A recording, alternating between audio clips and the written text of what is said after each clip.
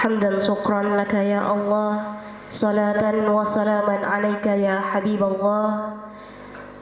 Yang terhormat peserta aksi nyata modul 1.4 budaya positif, diseminasi, pemahaman dan pengamalan penerapan budaya positif di sekolah, yang pada pagi hari ini bisa ikut serta hadir dalam kegiatan yang kita selenggarakan bersama. Puji syukur kehadirat Allah Subhanahu wa Ta'ala, kita diberi kesempatan, nikmat sehat, yang kita bisa bernafas dengan leluasa, bisa melihat, bisa mendengar, dan bisa mengikuti kegiatan ini dengan baik. Amin, Allahumma amin. Salawat serta salam semoga tetap tercurah limpahkan kepada junjungan kita Nabi besar Muhammad Sallallahu Alaihi Wasallam. Berkat beliaulah kita bisa membedakan mana perkara yang hak dan mana perkara yang batil, yakni dengan ajarannya ad-dinul Islam. Hadirin yang kami hormati, mari kita buka acara ini dengan bacaan suratul Fatihah, dengan harapan acara ini bisa berjalan dengan lancar tanpa ada halangan suatu apapun. Ala hadiniya walikulli niyatin salihah. Al-Fatihah.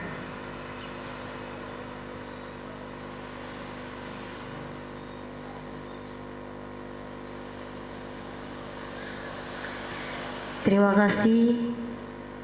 Langsung kita ikuti bersama acara diseminasi pemahaman dan pengamalan penerapan budaya positif di sekolah dalam aksi nyata modul 1.4 budaya positif yang akan disampaikan oleh Ibu Sulistiawati SPD sebagai calon guru penggerak angkatan 7 dari TK Bunga Harapan Desa Turi Kabupaten Lamongan. Kepada beliau kami persilahkan.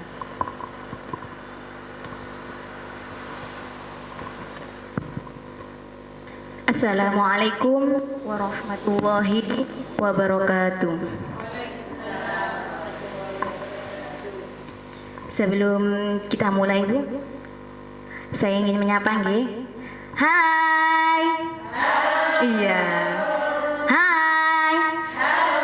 Halo. Nah, bagaimana kabarnya hari ini? Alhamdulillah, luar biasa. Pagi yang cerah, senyum ceria, pasti aku bisa. Yes, yes, yes. Alhamdulillahirabbil alamin. Puji syukur kita kehadirat Allah Subhanahu wa Ta'ala, yang mana pada pagi hari ini saya dan teman-teman semuanya, alhamdulillah, saya ucapkan terima kasih atas kehadirannya, sudah meluangkan waktunya untuk kita belajar bersama di sini. Dalam tugas saya, saya sebagai CGP atau calon guru penggerak angkatan 7 dalam tugas modul aksi nyata modul 1.4, yakni tentang budaya positif. Alhamdulillahirabbil alamin. Puji syukur kita kehadirat Allah Subhanahu wa Ta'ala yang telah melimpahkan rahmatnya sehingga kita semua bisa berkumpul di sini dalam keadaan sehat walafiat. Oke Bunda, langsung saja nggih. Di sini kita semua belajar bersama nggih. Ndak ada yang kok saya yang paling bisa, ndak. Kita belajar bersama, kita sharing tentang pengalaman kita nggih. Di sini diseminasi pemahaman dan pengamalan penerapan budaya positif di sekolah. Ini termasuk tema yang saya bawakan. Untuk selanjutnya saya ucapkan selamat datang Ibu Guru hebat. Jenengan semuanya adalah guru-guru hebat. Mari belajar bersama, berkolaborasi, mari saling mendukung, mewujudkan disiplin positif di sekolah tercinta ini. Dan dengan apa Bunda? Kenapa saya katakan guru hebat? Karena kita di sekolah merupakan contoh atau panutan dari anak-anak kita, yang kita mempunyai harapan sangat besar bahwasanya anak-anak itu merupakan suatu tatanan dari masa depan kita yang akan melanjutkan generasi ke depan kita, generasi emas ya. Untuk selanjutnya, di sini dalam modul aksi nyata 1.4, yakni tentang budaya positif. Di sini nanti saya akan menerangkan beberapa macam konsep utama modul budaya positif. Nah, di sini ada apa saja yang akan kita pelajari bersama? Pertama, di sini ada perubahan paradigma belajar. Kedua, disiplin positif. Ketiga, kebutuhan dasar manusia. Keempat, motivasi perilaku. Kelima, posisi kontrol restitusi. Keenam, keyakinan kelas. Dan yang terakhir yakni segitiga restitusi. Nah, di konsep utama modul budaya positif ini nanti kita akan mengupas bersama, kita belajar bersama dan sharing bersama. Oke, untuk yang pertama ya, di sini ada pembelajaran dengan paradigma baru. Apa sih pembelajaran dengan paradigma baru ini? Mungkin jenengan semuanya sudah ada yang pernah mendengar kata-kata ini, Bunda? Halo, Bunda? Hai. Apakah jenengan sudah pernah mempelajari ini sebelumnya atau mendengar? Oh, nggih, nanti kita baca bersama nggih. Pembelajaran dengan paradigma baru ini merupakan pembelajaran paradigma yang dilakukan berdasarkan prinsip pembelajaran berdiferensiasi, sehingga siswa belajar sesuai dengan kebutuhan dari tahapan perkembangan untuk mewujudkan profil pelajar Pancasila. Kalau profil pelajar Pancasila semuanya pasti sudah tahu nggih. Apa saja itu, Bunda? Ayo kita ucapkan bersama-sama. Profil pelajar Pancasila. Yang pertama ada apa, Bunda? Beriman, bertakwa kepada Tuhan yang Maha Esa dan berakhlak mulia. Kedua ada apa, Bunda? Berkebinekaan global. Tiga, bergotong royong. Selanjutnya kreatif. Lalu bernalar kritis, mandiri. Nah, itu Bunda. Jadi profil pelajar Pancasila. Oke, selanjutnya ada disiplin positif. Kira-kira jenengan semuanya kalau mendengar kata disiplin positif, apa yang jenengan pikirkan, Bunda? Dalam tatanan di dunia pendidikan, kita mengajarkan apa yang dimaksud dengan disiplin positif. Apa sih, Bunda? Disiplin positif itu, atau apa sih disiplin itu menurut bunda-bunda semuanya? Mungkin ada yang bisa menyampaikan? Taat pada aturan. Iya, ketepatan waktu ya, apalagi kita sebagai seorang guru ya, harus mempunyai contoh kepada anak-anak bahwasanya tepat waktu itu merupakan hal yang utama ya. Karena itu mencerminkan kepribadian kita juga. Disiplin positif. Nah, di sini disiplin positif dalam budaya kita,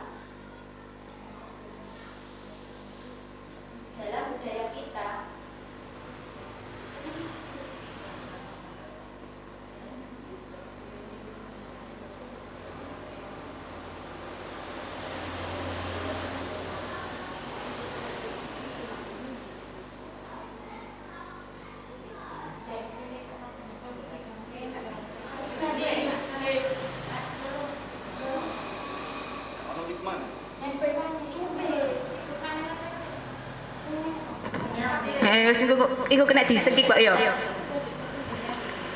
Cek. Oke. Dilanjut nggih. disiplin positif. Nah, dalam budaya kita, makna disiplin merupakan sesuatu yang dilakukan seseorang kepada orang lain untuk mendapat kepatuhan. Nah, kita cenderung menghubungkan kata disiplin dengan ketidaknyamanan. Ketika kita mendengar kata disiplin kan berarti kan ada sesuatu yang menghalangi ya Bunda ya. Sudah kita bernalar sendiri. Nah, sebagai pendidik, tujuan kita adalah menciptakan anak-anak yang mereka bisa berperilaku dengan mengaca pada nilai-nilai kebajikan universal dan memiliki motivasi intrinsik, bukan ekstrinsik. Jadi motivasi intrinsik itu merupakan motivasi yang ada pada diri kita, yang memang sudah benar-benar ada pada diri kita dan timbul dengan sendirinya, bukan karena adanya sesuatu. Kalau ekstrinsik, yaitu ada yang mempengaruhi kita atau yang mendorong kita. Nah, disiplin positif ini merupakan salah satu penerapan disiplin yang bertujuan untuk menumbuhkan kesadaran dan memberdayakan anak untuk melakukan sesuatu tanpa paksaan, ancaman, dan hukuman. Jadi Bunda, kata-kata disiplin positif ini memang sebenarnya itu sudah ada pada kita, pada keseharian kita ketika kita mengajar anak-anak. Mungkin saja ini merupakan seperti istilah gitu loh. Jadi disiplin biasanya anak itu taunya tentang aturan, harus aturan. Tapi kalau kita bilang aturan itu kesannya itu kan suatu yang bagaimana gitu ya. Jadi kata-katanya itu lebih disederhanakan lagi. Jadi apa sih tujuan disiplin positif itu?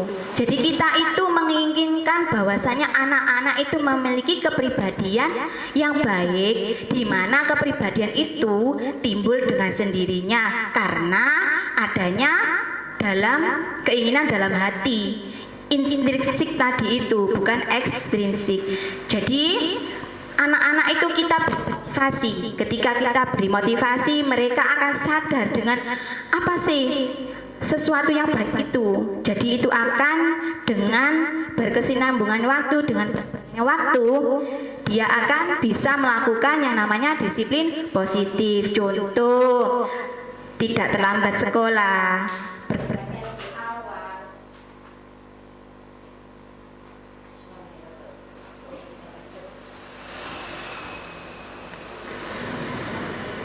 lalu seperti cuci tangan, kita melakukan cuci tangan setiap melakukan sebelum melakukan kegiatan atau setelah melakukan kegiatan. Nah, itu kebiasaan baik yang yang akan bisa dilakukan oleh anak secara timbul dengan sendirinya. Jadi tidak ada kita tuh harus memberikan suatu aturan. Ayo kamu melakukan cuci tangan ini, ayo kita melakukan kebersihan ini, jagalah kebersihan, jangan buang sampah sembarangan. Nah, kegiatan ini biasanya tuh bisa timbul dengan sendirinya Bunda, yang itu yang dinamakan disiplin positif. Intinya kita mendorong anak-anak agar anak-anak itu terbiasa melakukan perbuatan yang baik. Oke, itu disiplin positif. Selanjutnya kita akan membahas tentang 5 kebutuhan dasar manusia. Apa sih 5 kebutuhan dasar manusia itu? Di sini ada bertahan hidup. Setiap manusia ketika bertahan hidup, apa yang kita butuhkan? Makan, minum. Nah, seperti itu, pakaian atau kebutuhan setiap harinya itu. Terus kebutuhan kasih sayang dan rasa diterima. Nah, ini kan ya untuk anak-anak ya Bunda. Namanya anak-anak itu kan kadang mereka mempunyai rasa apa ya namanya? Ingin disayang, ingin dimengerti ya. Kita sudah biasanya tahu dari beberapa anak-anak ya. Ada anak-anak itu yang cenderung gimana ya, kalau kita seorang guru baru ke anak yang lain, kadang anak satunya itu merasa seperti terabaikan, padahal itu tidak. Nah, itulah sikap-sikap yang seperti itu yang kita harus redam, Bunda. Terus penguasaan, apa sih penguasaan itu? Nah, contohnya kalau di kelas anak-anak itu mereka itu bisa memflorkan apa yang mereka inginkan. Jadi kita sebagai pendidik bisa memberikan wadah atau tempat, contoh tentang kreasi seperti Ananda Putri, dia suka menari. Bagaimana cara kita agar Ananda Putri ini bisa menyalurkan bakatnya? Nah, seperti itu, Bunda. Jadi apa yang kita lakukan? Bisa mengikutkan Ananda untuk mengikuti lomba atau kegiatan event yang lainnya ya. Terus kebebasan, apa sih kebebasan itu menurut jenengan, Bunda? Untuk anak-anak, apa sih bebas itu? Halo.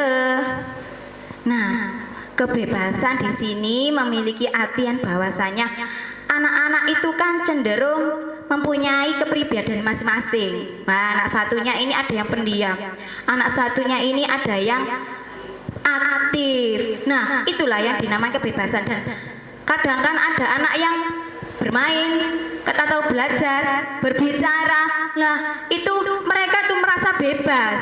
Padahal waktunya itu pembelajaran, tapi mereka masih ada yang bermain atau bergurau sendiri. Nah, dari situ itu mereka itu mempunyai keinginan kebebasan, dan dari kebebasan ini kita itu harus bisa mampu menyalurkan itu tadi ke arah yang lebih baik. Mungkin kita arahkan, oh iya nak, nanti bisa dilakukan dengan kegiatan. Anak-anak itu merasa bahwasanya dia itu tidak terkekang, belajar. Jadi intinya kita harus bisa membuat anak-anak itu kerasan di sekolah. Nah, itu yang penting. Terus yang tipe kelima, ya ini kesenangan. Nah, kalau kesenangan semua anak-anak kecil pasti merasa senang, tapi kadang senangnya itu agak kebablasan ya, ada yang seperti itu, Bunda ya. Ya, jadi dalam taraf kesenangan itu kita itu harus bisa mengambil hatinya. Utamanya contoh ketika pagi hari, ketika datang kita bisa menyambut mereka di depan pintu atau di pagar depan. Nah, mungkin di situ ada anak-anak yang tadi moodnya kurang baik dari rumah. Nah, dari sambutan kita yang sudah baik tadi, mungkin bisa agak melunturkan atau mengubah mindsetnya menjadi senang. Nah, itu Bunda. Untuk selanjutnya, motivasi perilaku manusia. Motivasi perilaku manusia ini merupakan dorongan yang timbul pada diri seseorang. Dorongan yang timbul. Nah, secara sadar atau tidak sadar untuk melakukan suatu tindakan demi tujuan tertentu. Jadi motivasi itu merupakan dorongan. Nah, di sini ada beberapa. Pertama, menghindari ketidaknyamanan dan hukuman. Apa yang dimaksud menghindari ketidaknyamanan dan hukuman? Yakni murid itu, ini untuk murid murid itu melakukan disiplin karena takut dihukum. Kan ada yang seperti itu kan, Bunda. Nah, ini adalah tingkat terendah dari motivasi perilaku manusia. Jadi ini merupakan motivasi intrinsik atau ekstrinsik, Bunda, menurut jenengan? Ekstrinsik. Karena apa? Dia ingin disiplin, tapi karena takut dihukum tadi. Kebanyakan seperti itu ya, karena sudah mendengar kata disiplin, terus hukuman, jadi mereka merasa takut. Berarti disiplinnya itu karena ada sesuatu ya, hukuman, perasaan. Betul sekali. Yang dua, untuk mendapat imbalan atau penghargaan dari orang lain. Nah, ini yang sering kali kan Bunda kita lakukan ya. Padahal kita kadang ya gak sadar bahwasanya penghargaan itu juga mempunyai negatif, respon yang negatif juga Bunda kalau dirasa-rasa nggih. Tapi itu juga tergantung kepada anak-anak. Nah, apa sih ini? Murid melakukan disiplin diri karena ia menginginkan imbalan. Itu tadi. Nah, motivasi ini satu tingkat di atas motivasi yang pertama tadi ya, agak ke atas sedikit. Jadi dia mau melakukan disiplin karena mendapatkan imbalan hadiah. Oh iya, saya tak diam ya, contohnya. Nanti biar dikasih bu guru hadiah. Biasanya lah faktor itu loh Bunda yang seringkali terbiasa kita ucapkan kala apa ya, kita sudah tidak menemukan solusi ya. Nah, kadang memang namanya anak-anak ya, apalagi kita guru TK atau guru PAUD ya. Nah, kita bisa mencari cara untuk menenangkan anak itu bagaimana. Nah, tapi semuanya itu juga ada konsekuensinya. Yang ketiga yakni untuk menjadi orang yang merdeka. Inginkan dan menghargai diri sendiri dengan nilai-nilai yang mereka percaya. Nah, di mana di sini yang ketiga ini murid melakukan disiplin diri karena sadar akan nilai kebajikan. Jadi ini merupakan motivasi yang akan membuat seseorang memiliki disiplin positif yang seperti di depan tadi ya, yang sudah saya sampaikan bahwasanya ini timbul dengan sendirinya. Jadi ini merupakan motivasi intrinsik ya. Dari sini bunda-bunda bagaimana? Apakah sudah menemukan bahwa dalam pembelajaran kita sehari-hari sudah? Iya, ini sudah kita alami bersama sebenarnya. Selanjutnya ada konsep disiplin dengan identitas gagal. Apa maksudnya ini? Ini ada dua kategori. Pertama, hukuman. Kedua, penghargaan. Di hukuman ini ada beberapa kategori. Pertama, menyakitkan. Benar nggak Bunda? Hukuman itu menyakitkan, ya kan? Anak-anak merasa tersakiti, takut.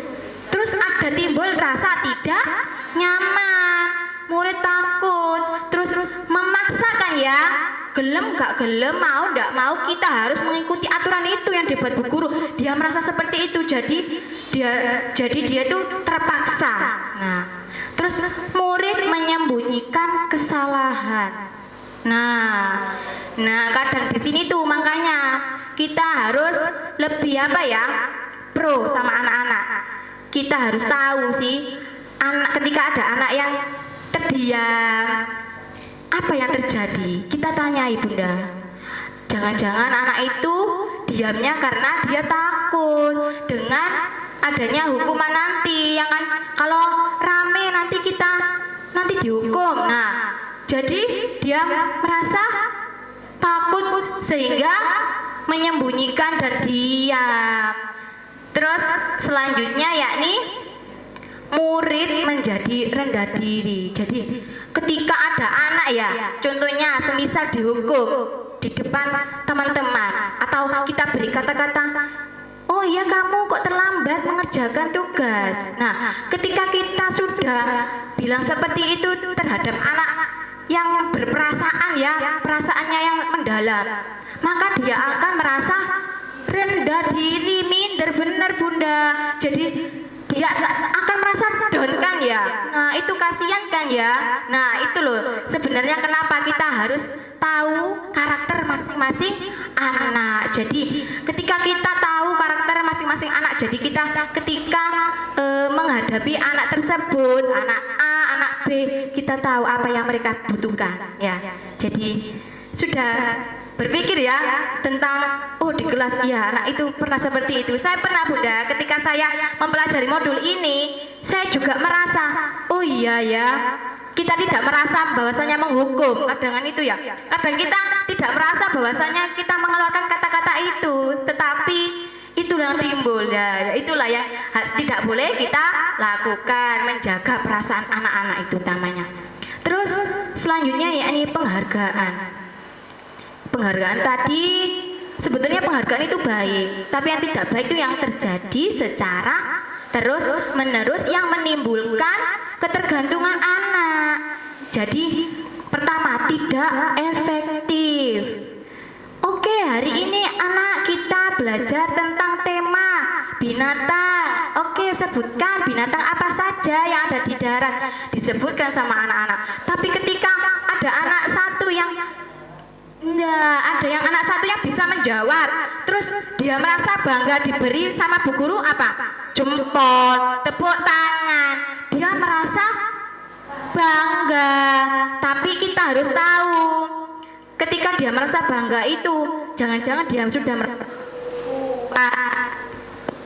yang kedua, jadi itu merupakan merusak hubungan. Nah, merusak hubungan ini di mana dia dengan teman yang lainnya itu akan ada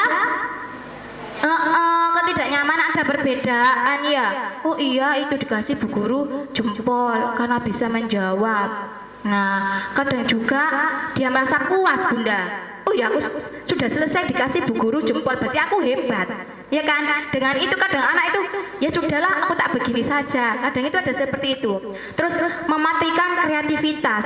Nah, mematikan kreativitas ini tadi dengan dia merasa puas. Jadi dia sudah, aku yang sudah bisa menjawab begini saja, dapat hadiah dari guru.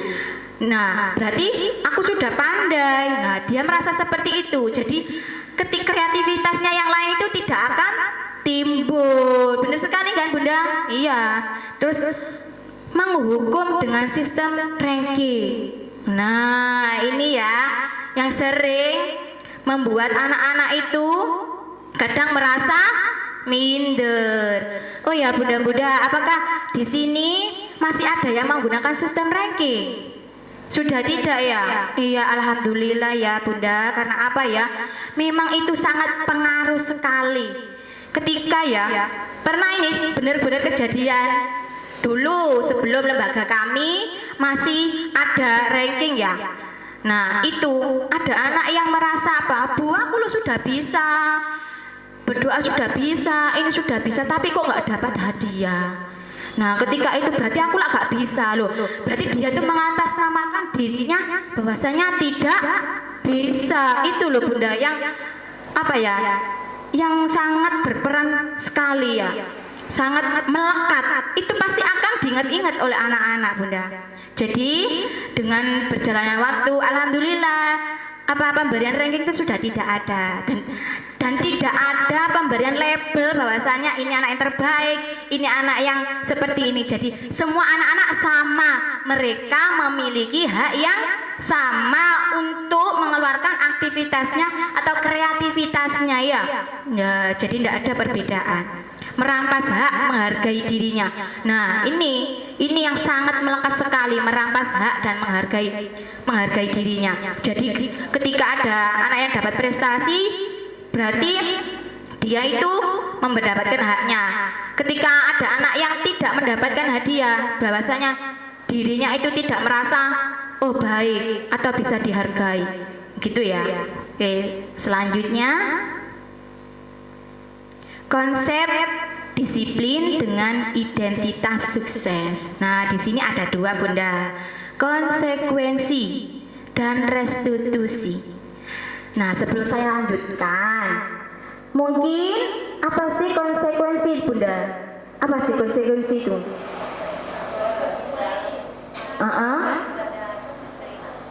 Betul. Jadi konsekuensi ini ada beberapa ini yang bisa dipaparkan. Pertama, penguatan jangka pendek. Perlu monitoring berkelanjutan. Stimulus respon. Murid menghormati peraturan.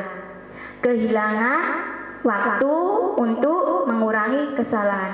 Nah, konsekuensi ini berbeda tipis dengan hukuman. Beda, Bunda. Jadi kalau hukuman itu memang sudah mengena, anak-anak itu terus takut ya. Kalau konsekuensi ini ketika anak-anak melakukan kekeliruan atau kesalahan, nah dia tidak lantas merasa bahwasanya dihukum.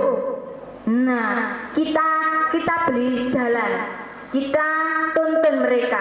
Jadi dengan suatu perbuatan yang dilakukan itu, nantinya dia akan timbul dengan sendirinya mengetahui bahasanya, oh iya bener kata Bu Guru bahwasanya aku ini loh salah, aku datang terlambat ketika sekolah ini salah, terus ketika berdoa saya tidak ikut ini salah. Jadi nanti anak-anak itu akan timbul dengan sendirinya akan berubah. Jadi konsekuensi ini penguatannya jangka pendek.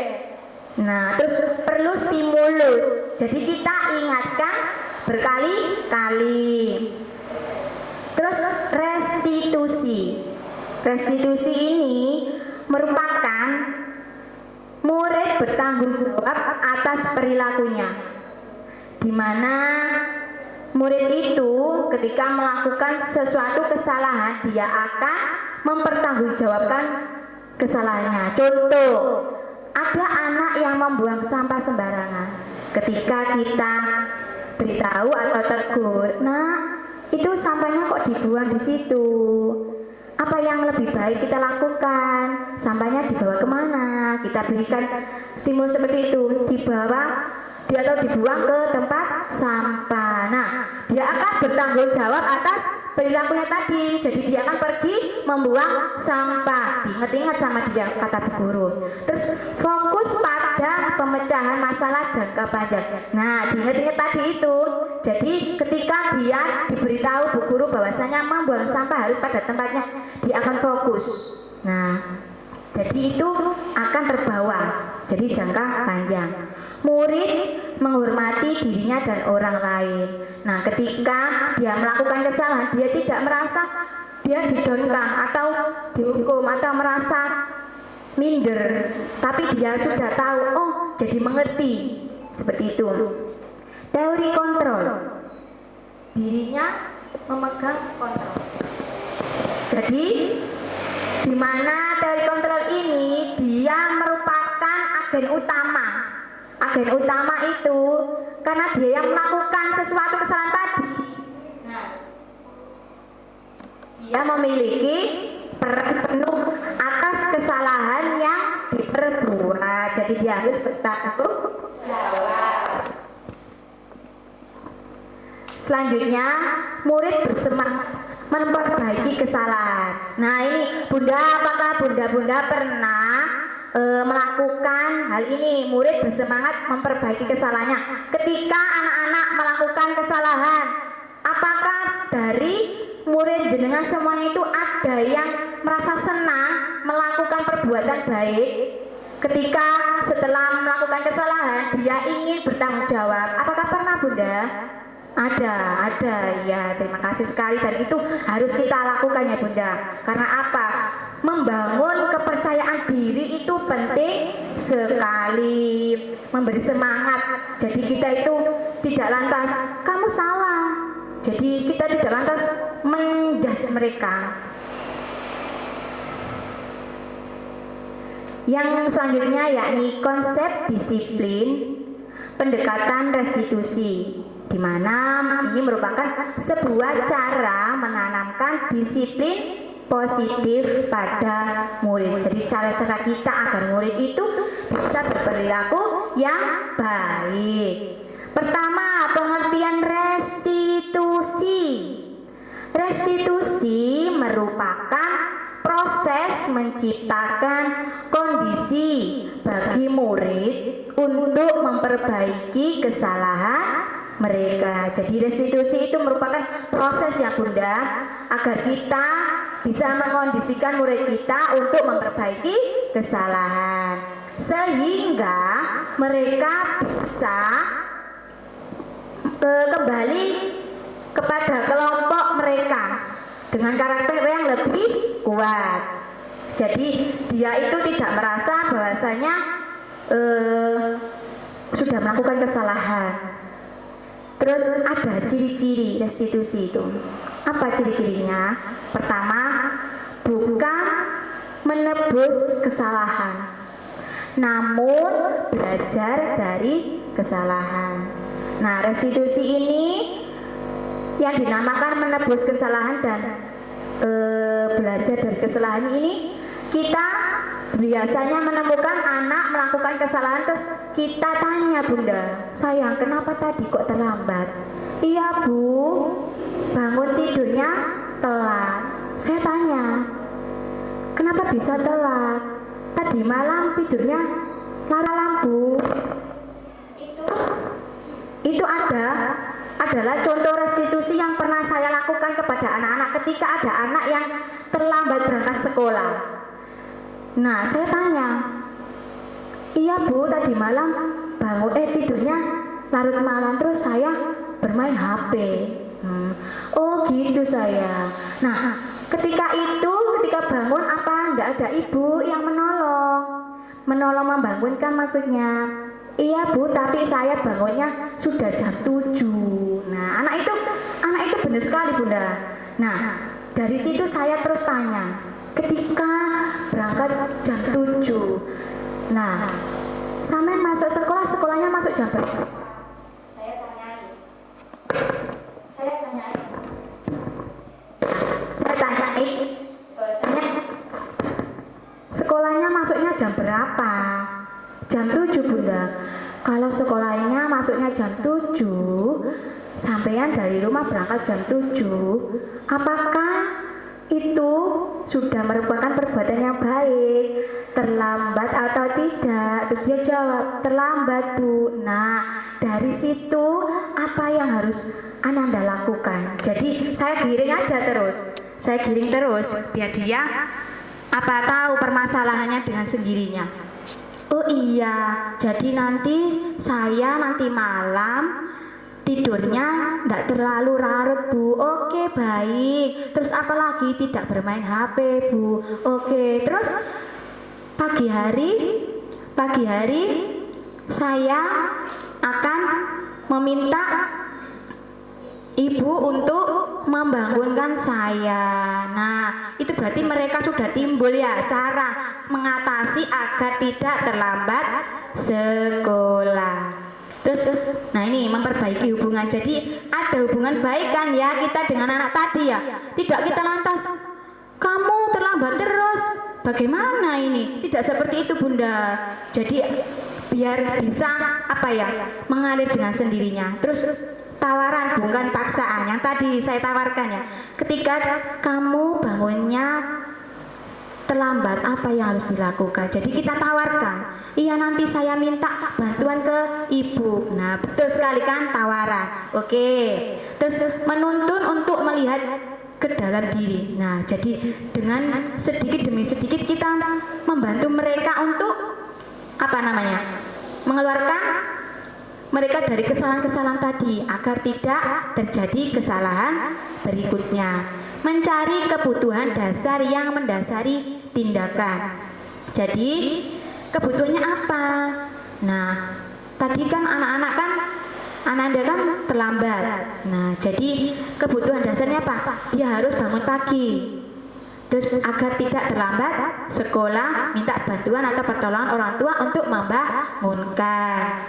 Terus fokus pada karakter bukan tindakan. Nah, jadi kita ketika memberikan solusi kita juga harus tahu karakter anak itu seperti apa. Ketika anak itu lempeng-lempeng saja Bunda, ya nanti tidak ada ikatan, nanti tidak ada alur yang berjalan. Ya nanti akan mandek dengan sendirinya itu. Terus menguatkan dan fokus pada solusi. Jadi kita tadi sudah memberikan solusi dengan dari anak sendiri kan ya. Iya nanti Bunda saya akan minta tolong sama ibu, saya akan bangun lebih awal. Nah, itu merupakan solusi ya dari mengatasi agar mereka tidak terlambat datang sekolah. Nah dari sini Bunda-bunda sudah lebih mengerti memahami ya kita di sini belajar bersama demi kebaikan lembaga kita. Terus di sini ada perbedaan. Nah, ini kita lihat ya. Ini ada contoh kasus. Siswa sering tidak mengerjakan PR. Ketika kita membuat tugas di rumah, mungkin kalau di TK bisa ada tugas contoh menghafal, seperti itu aja yang pendek-pendek. Terus ini ada namanya hukuman. konsekuensi dan restitusi. Di sini kita akan melihat perbedaan dari masing-masing contoh kasus ini, Bunda. Hukuman. Guru menghukum siswa hormat bendera selama 10 menit. Nah, siswa sering tidak mengerjakan, terus gurunya menghukum siswa hormat selama 10 menit. Nah, apa yang akan terjadi dengan anak tersebut, Bunda? Anak itu akan merasa apa, Bunda? No, takut. Guru marah dan murid menjadi takut. Biasanya itu yang terjadi, ya kan ya? Marah gurunya. Terus konsekuensi. Nah, itu yang tadi hukuman. Jadi kita harus bisa membedakan ketika guru itu melihat anaknya tidak mengerjakan PR. Yang hukuman itu seperti ini, yang konsekuensi itu seperti ini. Guru memberikan konsekuensi untuk mengerjakan PR-nya saat istirahat atau dikerjakan sebanyak berkali lipat. Disuruh menulis. Ya, disuruh menulis, ngerjakan PR, malah ditambahin. Nah, itu bedanya konsekuensi. Nggak langsung. Kalau hukuman itu kan masuk ke fisik ya. Fisik. Betul sekali. Terus guru tegas. Siswa menghormati peraturan. Karena ditegasi tadi, jadi dia tertekan, terpaksa melakukan itu.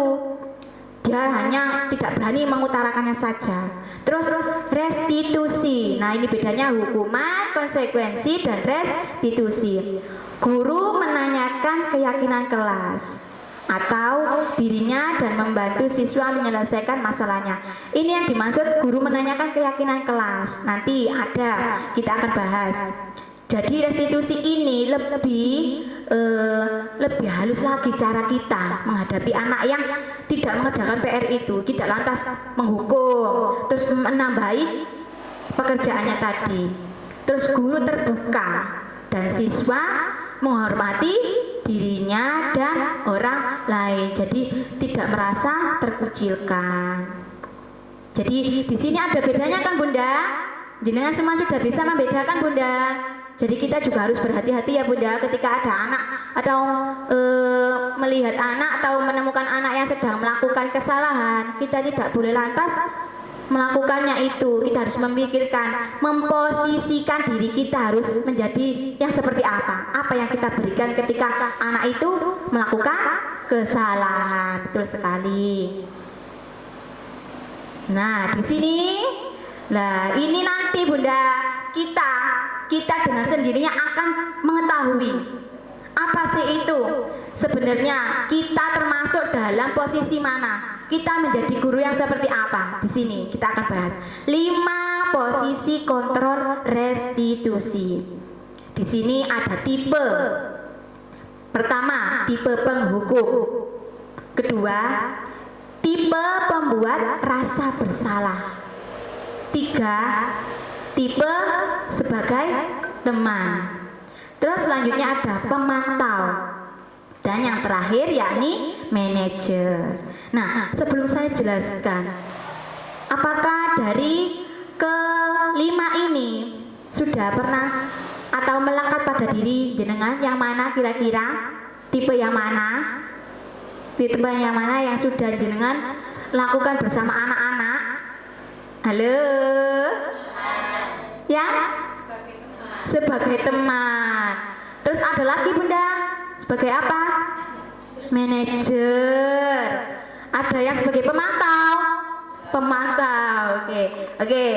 Di sini saya akan sedikit menjelaskan penghukum yang seperti tadi ya.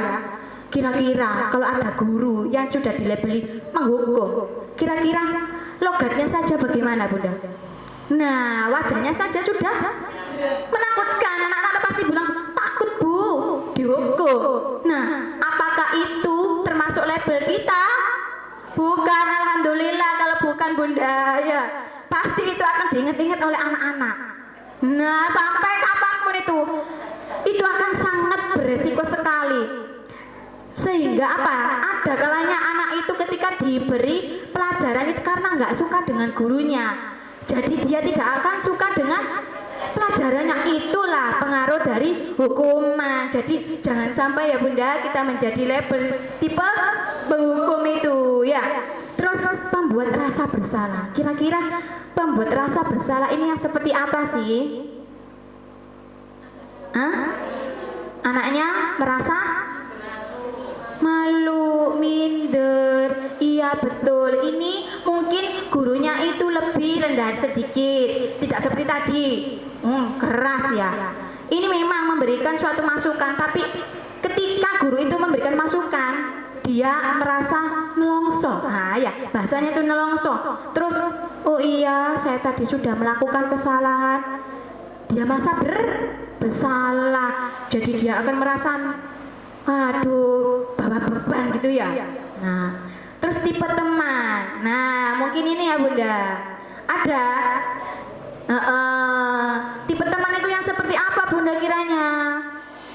Tipe teman itu yang seperti, ya ini memang boleh kita lakukan terhadap anak-anak, namun tidak boleh dengan jangka panjang, karena anak-anak juga harus tahu bahwasanya kita merupakan pendidik, kita menuntun mereka untuk memperoleh yang mereka inginkan atau menuntun mereka menjadi lebih baik. Nah, jadi terkadang itu ada anak yang merasa menjadi teman sehingga dia lupa kan apa unggah-ungguh kepada gurunya. Itu memang baik Bu, kita melakukan sharing sama anak itu, betul, bagus sekali. Tapi kita juga harus tahu, anak itu juga harus tahu akan perbedaan dan unggah-ungguhnya itu, atau menghormati lah istilahnya ya, harus tahu hormat kepada gurunya seperti apa. Terus tipe pemantau. Nah, tipe pemantau ini yang seperti apa sih? Yang bawa kayak kerbau atau yang selalu kesana ketika anak-anak mengerjakan atau bagaimana? Nah, pemantau ini maksudnya gini, kita itu ketika ada berbaur dengan anak-anak, kita melihat, oh anak itu sudah berkembang, oh anak ini sudah berkembang namun dia kurang. Nah, ada kekurangannya inilah. Dengan pemantauan yang kita lakukan itu, kita bisa memberikan solusinya yang mereka butuhkan. Jadi gak yo mendidik gitu, ndak kesana jadi nanti takut kesannya Bunda. Lah itu ada bedanya ya. Terus yang terakhir, tipe manajer. Apa sih manajer itu? Manajer yang ada di kantor-kantor itu ya Bunda.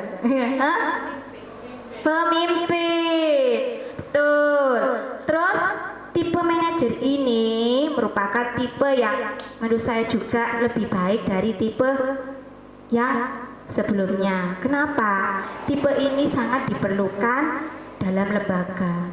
Guru yang seperti ini diperlukan sekali dalam lembaga. Terus untuk memajukan motivasi anak untuk melakukan budaya positif ini, manajer ini. Karena apa? Dia itu bisa memberikan solusi, atau yang bisa dinamakan restitusi tadi ya. Dia memberikan solusi terhadap masalah. Dia juga mendekati. Ketika mendekati dia memberikan waktu kepada anak tersebut. Kenapa sama seperti ini? Jadi dia mendengarkan keluh kesah anaknya. Nah, tipe inilah tipe yang diharapkan oleh anak dan juga lembaga kita. Tipe ini, manajer ini biasanya. Selanjutnya, nah ini Bunda, contoh penerapan 5 posisi kontrol. Nah ini yang sudah saya singgung tadi ya, tipe penghukum. Nah, kata-katanya itu ada ini: patuhi aturan sekolah lalu berdiri di depan kelas. Nah, biasanya kan seperti itu ya, memberi hukuman. Terus, membuat rasa bersalah. Berapa kali Bu Guru harus memberitahu kamu? Bu Guru kecewa sama kamu. Nah, ini loh, ketika seorang guru mengatakan kecewa, apa yang dirasakan oleh anak-anak? Dia akan minder, takut, terus seperti down gitu ya. Terus teman, ayolah yang tertib. Biasanya tipe ini tuh kata-katanya seperti itu, ayolah yang tertib. buat Bu Guru bangga.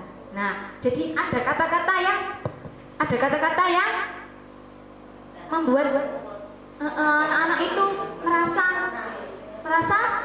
senang, tidak merasa bahwa dirinya itu telah melakukan kesalahannya. Terus kali ini tapi dengan adanya kalimat tersebut anak-anak bisa memahaminya. Ayolah yang tertib, buat Bu Guru bangga. Kali ini tidak apa-apa kamu salah. Jadi dia akan berpikir, oh hari ini aku telah melakukan kesalahan, jadi nanti aku nggak boleh melakukan kesalahan lagi. Itu kata Bu Guru. Itu akan diingat-ingat. Jadi ini yang dimaksud teman tadi. Lebih apa? Lebih apa namanya? Lebih kita dekat ya dengan anak-anak ya, cara kita. Terus tipe pemantau. Nah, kamu sudah melanggar.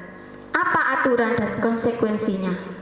Jadi Bu Guru itu tanya, nah ketika kamu datang terlambat, apa sih yang akan kamu lakukan? Nah, oh iya Bu, saya tidak akan melakukannya lagi. Nah, dengan sendirinya dia akan timbul. Itu tipe pemantau. Jadi kita memantau anak-anak gitu. Terus selanjutnya ada manajer. Apakah kamu tahu kesalahanmu? Jadi kita tanya, nah, apakah kamu tahu kesalahanmu? Kira-kira bagaimana kamu akan memperbaiki kesalahanmu? Jadi kata-katanya lebih halus, dia tidak takut, dia akan bercerita. Apalagi kita dengan anak kecil ya, dia akan cerita semuanya. Oh ini jadi permasalahannya. Jadi kita menemukan solusi untuk permasalahan yang dihadapi murid kita. Nah dari situ Bunda, sekarang tipe yang mana kira-kira yang ada dalam diri Bunda-Bunda? Tadi kan saya cerita ya dari tipe penghukum sampai manajer. Apakah Bunda berpikir, oh iya ketika saya mengajar tuh saya tipenya seperti ini? Apakah Bunda tadi memikirkan seperti itu? Iya, saya juga seperti itu Bunda. Jadi kadang ada rasa bersalah ya. Oh iya, berarti saya itu keliru seperti ini. Berarti saya ini keliru. Jadi di sini kita sambil sharing ya, kita memberikan pengalaman. Selanjutnya, nah di sini ada beberapa Bunda. Contoh, saya akan skip. Posisi teman. Nah, 4. Posisi pemantau atau monitor. Dan 5. Posisi manajer. Untuk lebih memahami kelima posisi tersebut, mari. nih posisi penghukum. Kita lihat contohnya.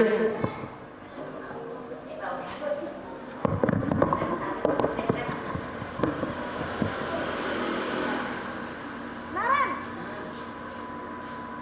sini kamu.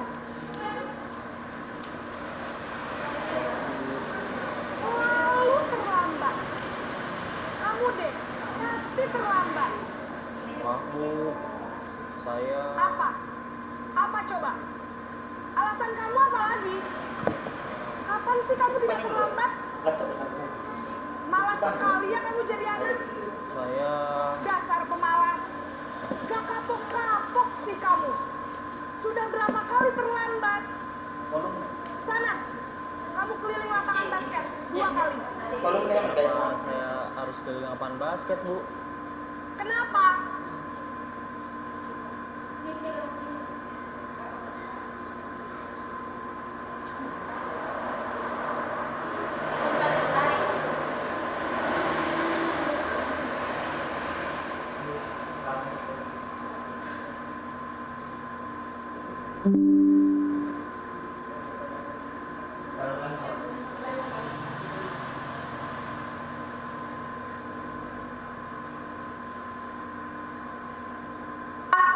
Kamu mau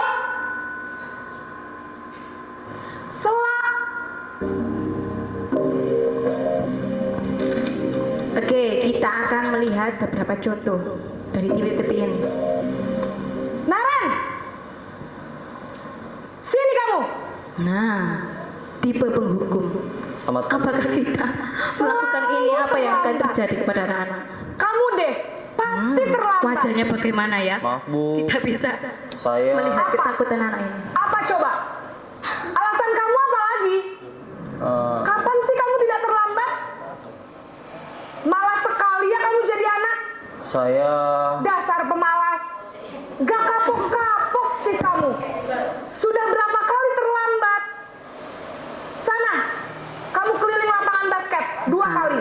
Inilah kenapa saya harus Suruh keliling lapangan basket berkeliling. Bu? Kenapa? Kamu mau lawan ibu? Berani-beraninya jawab. Sudah terlambat, masih berani jawab pula. Sekarang, keliling lapangan basket 5 kali sekalian. Biar kapok. Cepat, disuruh pergi keliling sana ke lapangan basket. lapangan basket. Ini lebih ke fisik ya Bunda. Posisi penghukum biasanya berbicara dengan nada tinggi, menghardik, menunjuk-nunjuk, menyakiti, dan menyindir. Hukuman bisa berupa fisik maupun psikis. Ibu dan bapak guru hebat. Dampak yang terjadi pada murid ketika guru berada Ini ada pada posisi dampaknya, penghukum adalah murid cenderung akan memberontak, bahkan menyimpan dendam. Oke, ini tipe selanjutnya, posisi pembuat merasa bersalah. Kita saksikan ya.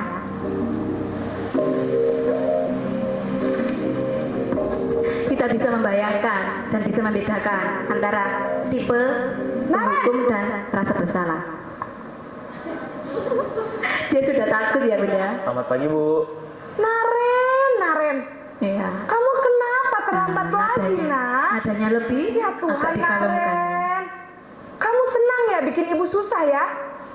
Kalau kamu terlambat lagi, nanti ibu yang ditegur bapak kepala sekolah, nak. Disangka ibu tidak bisa membina kamu.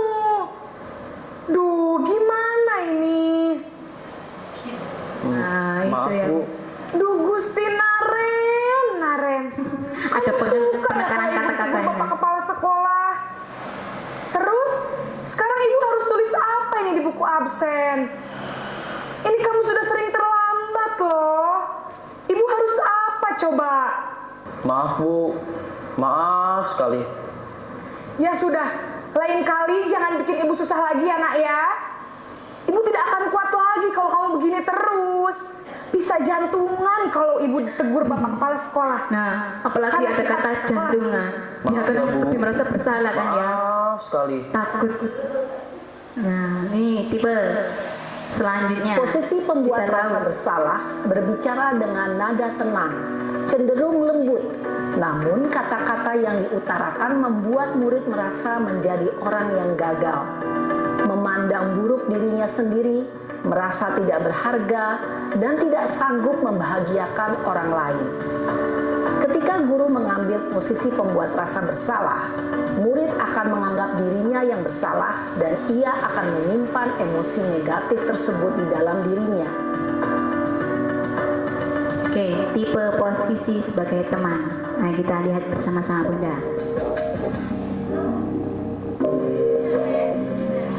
Apa yang akan dilakukan oleh tipe ini? Bagaimana wajahnya, ekspresinya? Naren, Wah, Naren. Selamat pagi Bu. wah sudah jam berapa ini nak? Ada senyum ya. Terlambat lagi ya saya. Iya Bu. Habis ibu saya lupa bangunkan saya Bu. Kamu malah menyalahkan ibu kamu. Kamu kan anak yang larinya paling kenceng.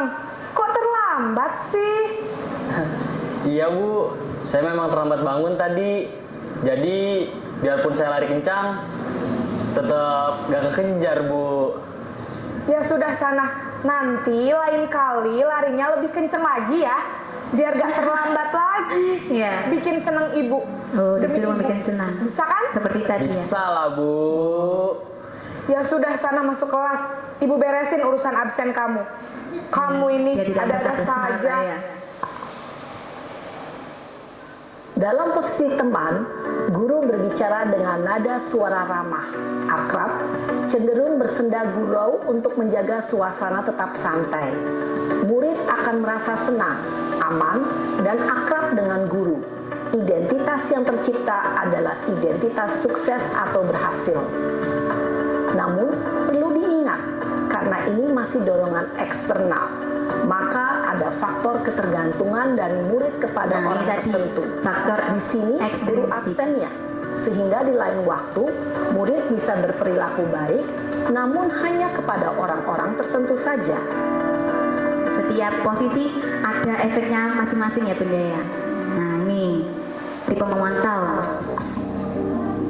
apa yang terjadi.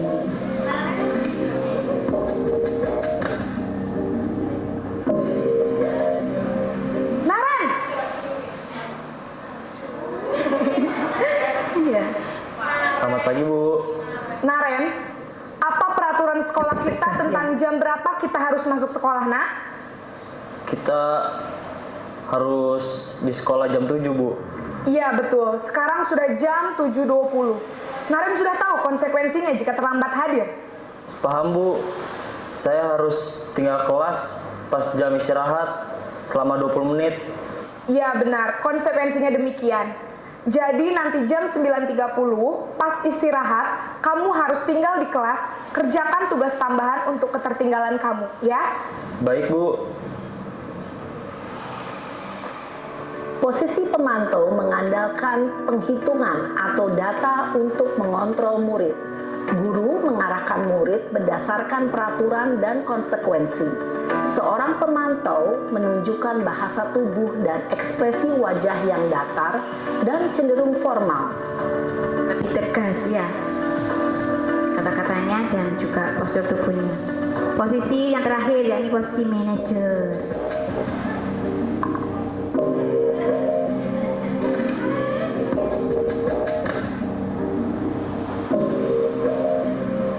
Naren!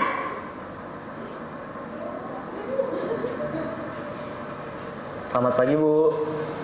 Selamat pagi, Naren. Maaf, Bu. Saya terlambat. Iya, sekolah masuknya jam 7, sekarang sudah jam 7.20. Jadi sekarang bagaimana ini, Naren? Maaf, Bu. Saya lupa setel alarm saya semalam. Baiklah, menurut kamu, keyakinan sekolah yang mana yang perlu kamu tingkatkan? Menghargai diri sendiri dan orang lain mungkin ya, Bu. Setuju. Jadi, apakah Naren meyakini prinsip saling menghormati tersebut? Iya, Bu. Saya meyakininya. Apakah Naren bersedia memperbaiki masalah keterlambatan ini? Bersedia, Bu. Bagaimana kamu akan perbaiki masalah keterlambatan ini? Saya akan coba untuk tidak lupa menyetel alarm saya, Bu. Baik, kalau Naren lupa menyetel alarm di rumah, ada orang yang kira-kira bisa bantu mengingatkan tidak? Ada, Bu. Kakak saya, Kak Ema. Ada lagi selain Kak Emma? Selain Kak Ema, ada ibu saya. Baik, jadi yang mengingatkan Naren adalah Kak Emma dan ibu kamu ya? Kira-kira akan mulai setel alarm kapan nih, Naren? Setelah pulang sekolah, akan segera saya lakukan. Baik, Dia menyadari jadi Naren alarmnya akan setel ketika alarm pulang sekolah. untuk bangun besok pagi dan akan diingatkan oleh kakak dan ibunda Naren ya. Ada lagi yang mungkin perlu dilakukan, Naren, agar tidak terlambat bangun lagi. Tidak ada, Bu. Baik, Naren, terima kasih untuk kerjasama kamu. Ini lebih ada Sekarang kamu perlu kembali kerjasama ke yang kelas baik untuk ya belajar. antara Baik, Bu. Terima posisi kasih. manajer ini. Posisi manajer adalah posisi kontrol yang disarankan untuk membimbing murid memiliki sikap disiplin yang positif, yaitu murid yang mandiri, bertanggung jawab, dan dapat memecahkan masalah. Tujuan dari posisi ini adalah agar murid dapat berefleksi atas tindakannya. Guru akan dengan tulus memberikan pertanyaan-pertanyaan bermakna, sehingga membuat murid dapat belajar dari kesalahannya dan mencari sebuah solusi untuk menyelesaikannya. Ibu dan bapak guru hebat, setelah mengamati adegan kelima posisi kontrol tadi, kira-kira posisi mana yang paling ideal? Posisi mana yang dapat menunjang motivasi intrinsik murid? Ya, tentu posisi manajer. Posisi ini memang posisi ideal yang ingin dituju setiap pendidik.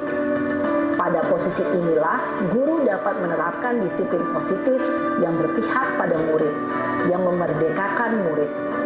Perjalanan seorang pendidik tentunya tidak mudah untuk sampai pada posisi seorang manajer. Namun, tujuan kita pasti, yaitu menciptakan murid-murid yang mandiri, merdeka, dan bertanggung jawab. Semoga penggambaran 5 posisi kontrol yang telah diperlihatkan ini dapat menjadi ajang refleksi bagi kita semua, agar dapat terus mengasah dan menerapkan disiplin positif yang memerdekakan murid. Mari terus berlatih dan bersemangat. Selamat menerapkan. Salam dan bahagia, Ibu dan Bapak Guru hebat.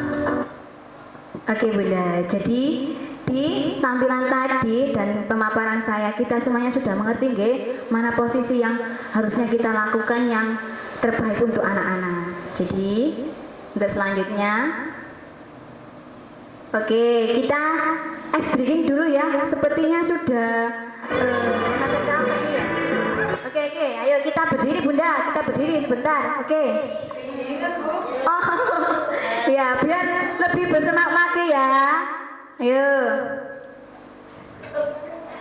Oke, nanti kita bergoyang-goyang Bunda.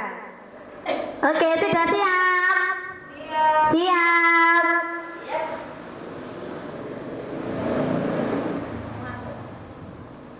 Siap ya. Tangannya dilambaikan. Ayo. Jangan kanan nih. 1, 2. Tangan diputar-putar, bertepuk tangan. Tangannya. Tangan diputar-putar, peganglah bahu. Tangan diputar-putar, peganglah lutut. Digoyang-goyang. Ayo goyangkan Bunda lututnya. Capek. Ayo. Tangan diputar-putar, bertepuk tangan. Tangannya ke atas. Tangan diputar-putar, peganglah baunya. Ayo. Tangan diputar-putar, peganglah lutut. Digoyang-goyang. Lebih tahan. Lagi. Putar ke atas. Diputar-putar ke bawah. Diputar-putar ke kanan. Ayo. Diputar ke kiri. Lagi. Yo, dilambaikan biar gak kaku. Oke, senyum. Ya, terus. Lagi diputar-putar, bertepuk tangan diputar-putar, peganglah bahu. Tangan diputar-putar, peganglah lutut. Digoyang-goyang. Tangan diputar-putar, bertepuk tangan diputar-putar, peganglah bahu. Tangan diputar-putar, peganglah lutut. Digoyang-goyang. Wah, berlebihan ini. Diputar ke atas, diputar-putar ke bawah. Diputar-putar ke kanan. Diputar ke kiri. Terima kasih, bisa duduk kembali. Lebih enak kan Bunda? Ya sudah, nggak ngantuk ya? Masih semangat? Oke, semangat ya. Ya, terima kasih ya Bunda. Selanjutnya ya, kita kembali lagi ke materi ini tentang keyakinan kelas. Nah ini, apa sih itu keyakinan kelas atau kesepakatan kelas? Sebenarnya ini sudah ada Bunda, sudah tertera pada lembaga kita. Cuma saja ada pembedanya. Apa sih itu? Nah, keyakinan kelas ini, mengapa keyakinan kelas? Mengapa kok tidak peraturan kelas saja?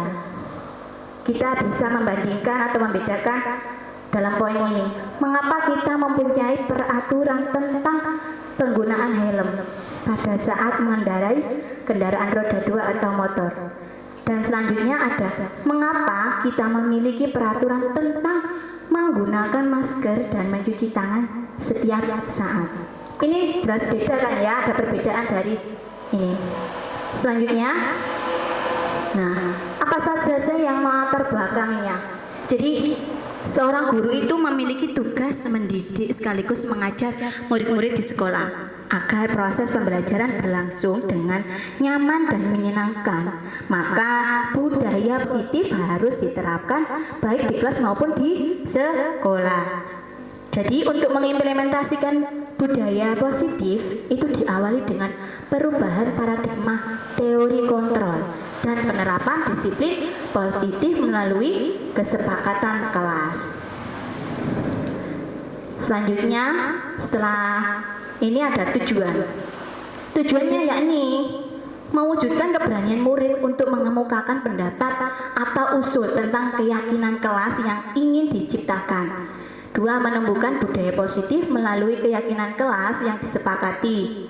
3. Menumbuhkan budaya positif dalam diri setiap murid berdasarkan motivasi intrinsik yang ada dalam diri sendiri. Selanjutnya yakni mewujudkan pembelajaran yang berpusat pada murid, menumbuhkan sikap tanggung jawab, komitmen, dan teguh pendirian. Itu tujuannya Bunda. Jadi terus ada tolak ukur. Siswa mampu membuat keyakinan kelas yang sesuai dengan nilai profil pelajar Pancasila.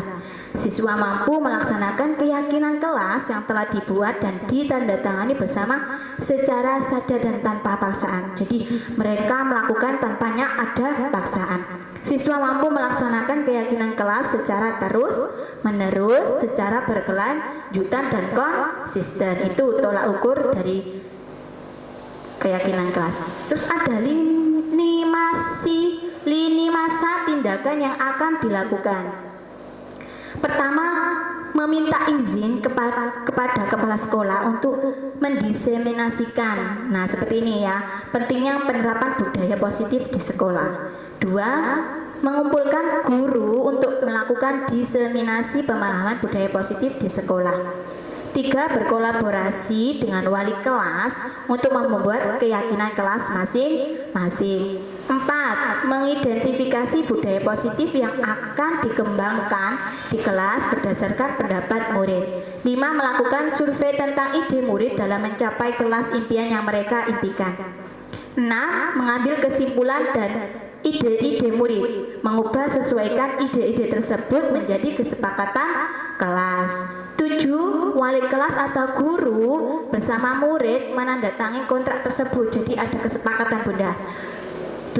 Melaksanakan tindakan selama 4 minggu dan itu kegiatannya dilakukan secara runtut.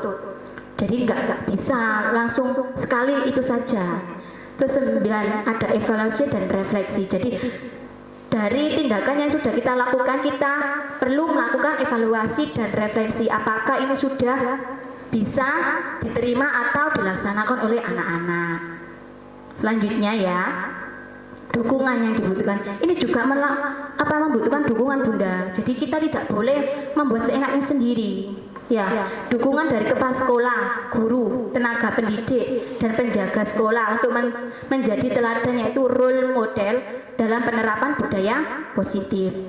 Orang tua atau wali murid dalam hal penerapan budaya positif di rumah dan lingkungan masyarakat sehingga dapat menjadi teladan bagi murid. Selanjutnya yakni murid yang berkolaborasi dengan guru membuat keyakinan kelas secara konsisten merupakan budaya positif. Dan ini ada alat dan bahannya seperti kertas, origami, laptop, infocus, isolasi dan alat tulis yang kita perlukan nantinya dalam proses pembuatan kesepakatan kelas atau keyakinan kelas. Nah, ini ada beberapa video Bunda yang sudah saya lakukan dengan anak-anak. Ini merupakan pembuatan kesepakatan kelas yang sudah saya lakukan dengan anak-anak. Atau bisa dikatakan kesepakatan kelas seperti waktu itu ibu guru sudah bilang, apa sih peraturan kelas itu? Peraturan kelas digunakan agar kelas itu terlihat Nah, ketika kita membuat kesepakatan kelas, kita memotivasi anak, mendorong anak untuk mengeluarkan pendapatnya.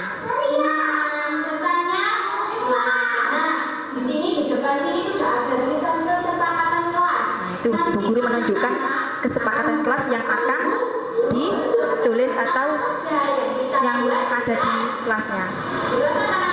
Kelas B. Nah, di sini ibu guru sudah menyiapkan beberapa gambar. Nah, ada gambar apa saja ini? Pertama, gambar apa ya? Nah, dari gambar awal yang saya tunjukkan kepada anak, saya ingin anak-anak bisa melihat, bisa mengeluarkan pendapatnya. Dengan gambar itu, dia akan melakukan apa?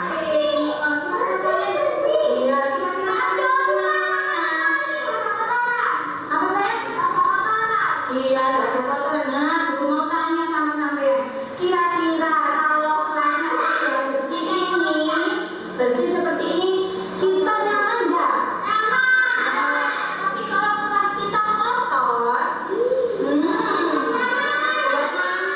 Belajarku tidak menyenangkan. Kira-kira kalau banyak sampah itu apa yang kita lakukan? Bersihkan. Terus sampahnya dibawa kemana?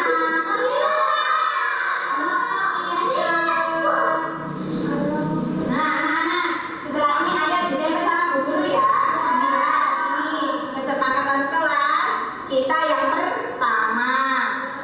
Apa tadi? Kelasnya terlihat lebih bersih. Nah, itu kesepakatannya pertama.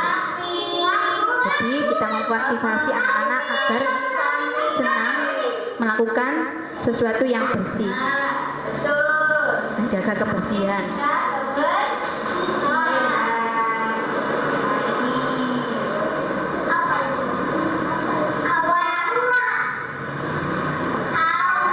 Seperti ini ya. Jadi anak-anak senang nggak sama kebersihan? Senang. Sayang. Nah, gambar selanjutnya ini kira-kira gambar apa ya ini sampean? Itu ada gambar kebersamaan anak satu dengan anak yang lainnya. Di sini saya memotivasi anak-anak agar anak-anak itu bisa saling bergotong royong, saling bergantian dan senang melakukan kebaikan kepada sesama.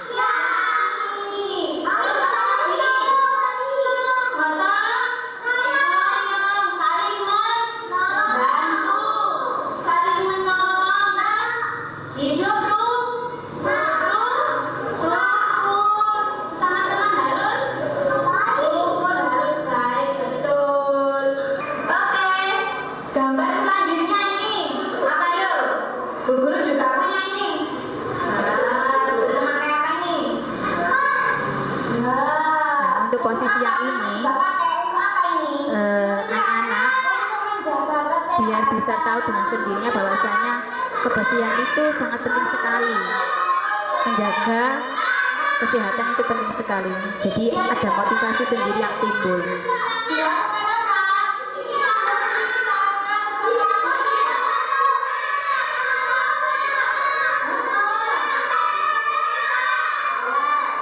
Nah, antusias sekali ya Bunda ya. Karena dia mengerti akan pentingnya menjaga kesehatan dan kenapa kita harus menjaga kesehatan itu. Pakai masker kalau mau bawa dia jauh ya, biar menjaga kesehatan.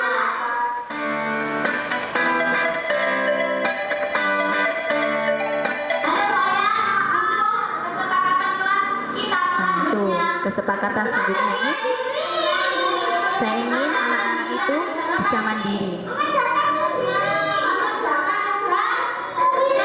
mengerti apa itu mandiri dan akan timbul dari dalam dirinya. Ini merupakan motivasi intrinsik. Ada kegiatannya loh ya.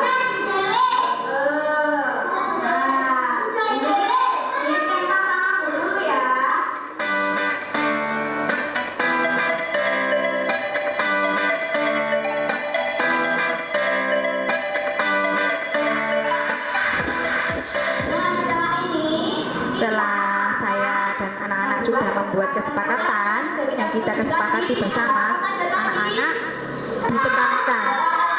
Anak-anak akan melakukan seperti tempelan untuk menghias kesepakatan kelas. Ini memudahkan anak-anak agar mengingat apa yang sudah kita lakukan bersama.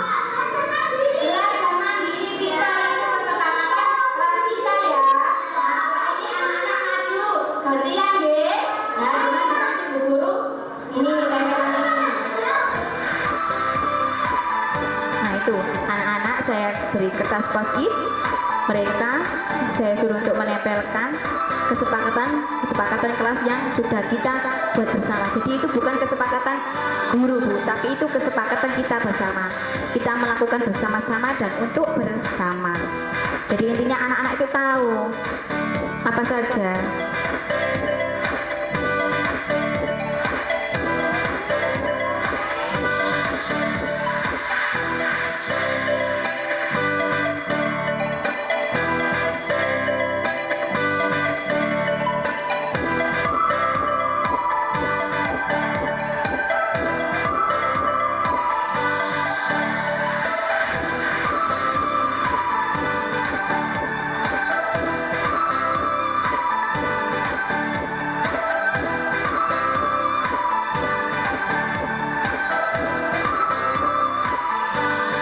Kita menghias. Setelah kita tadi menempelkan bersama anak-anak, kita hias bersama-sama. Jadi mereka mempunyai tanggung jawab. Dan setelah itu nanti kesepakatan kelas kita atau keyakinan kelas kita yang kita buat, kita tempel di tempat yang mereka bisa melihat setiap hari dan mengingatkan mereka pentingnya menjaga kesepakatan kelas kita.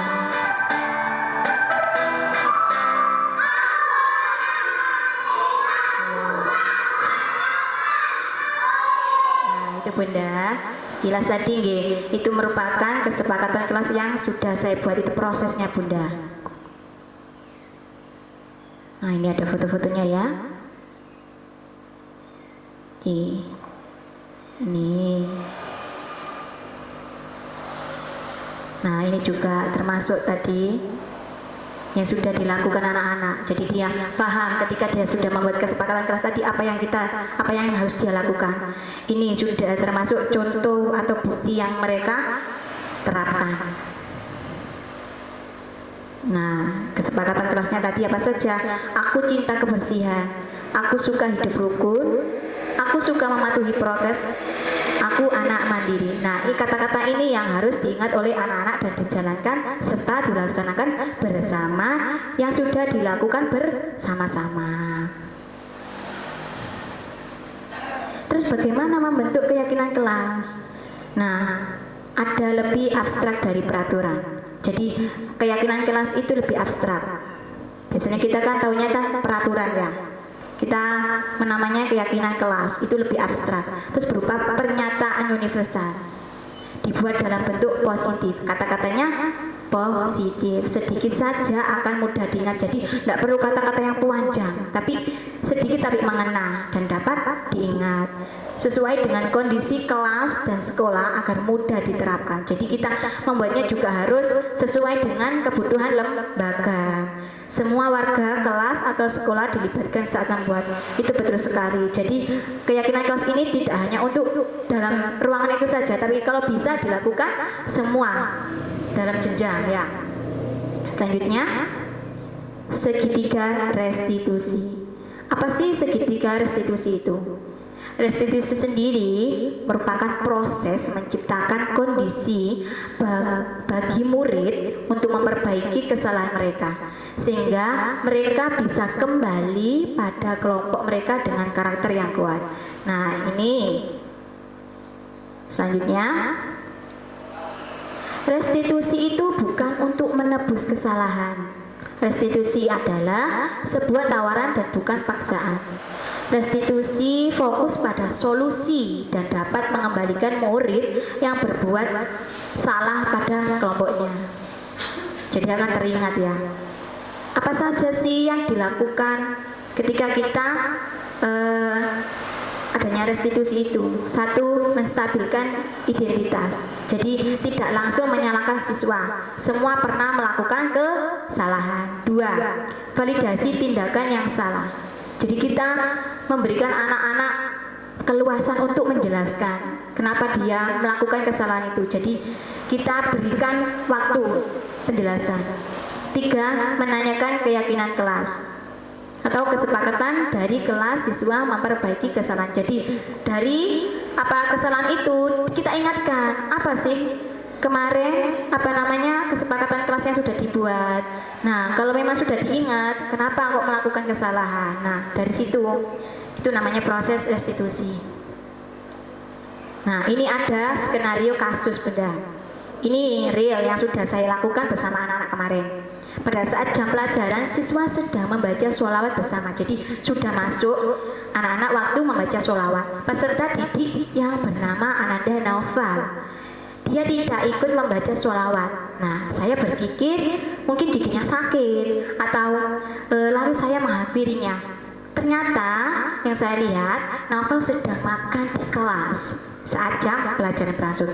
Oke, di sini ada videonya Bunda. Nanti. Nah, ini waktu kegiatan membaca sholawat. Jam pelajaran sudah berlangsung. Nah, ada yang di sebelah belakang sendiri, itu namanya Nova. Dia sedang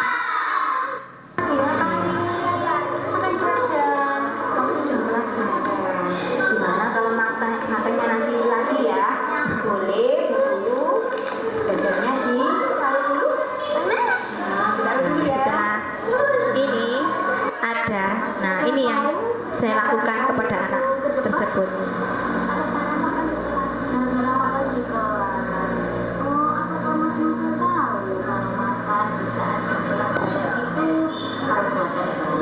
Nah, saya tanyakan, yang sudah dilakukan itu perbuatan baik atau bukan? Kalau makan kebutuhan, tapi kita harus tahu kapan waktunya yang tepat untuk makan. Waktu apa? Istirahat. Waktu istirahat. Oh iya, kira-kira Mas Novel tadi sarapan tidak? Tidak. Kenapa tidak sarapan? Terburu-buru. Takut kenapa? Terlambat sekolah. Memangnya Mas Novel tadi jam berapa ya?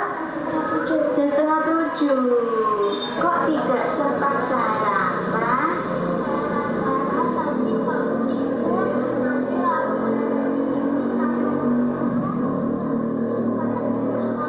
Oh, jadi begitu ya. Mas Nova sudah benar, buru-buru berangkat sekolah biar tidak ketinggalan, biar tidak ketinggalan atau tidak terlambat. Yang ingin Ibu tanyakan, Nah, ini apakah Mas Nova masih ingat kita tanyakan keyakinan kelas yang pernah keyakinan kelas yang sudah disepakati. Dan Ananda Nova, nah dia berarti ingat kesepakatan yang sudah dilakukan. gunakan di dalam kelas saat jam pelajaran itu Mas Novel sudah menghargai diri sendiri dan orang lain. Tidak.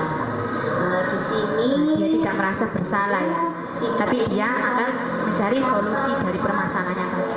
Nah, tapi mari kita Ada langkah-langkahnya. cari solusi atas apa yang sudah dilakukan oleh Mas Novel. Ya.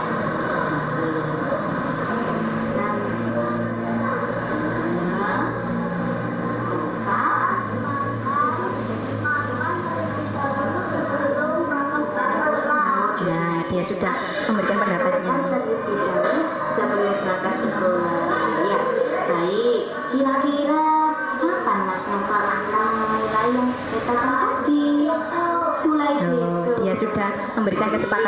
akan merubahnya mulai apa? Mulai besok. Aku jadi anak yang lebih baik dan mentaati peraturan serta tidak mengulangi, maka di Dia kelas akan mengingat-ingat, tidak akan mengulanginya lagi. B. Oh ya Mas Nova, terima kasih sekali ya.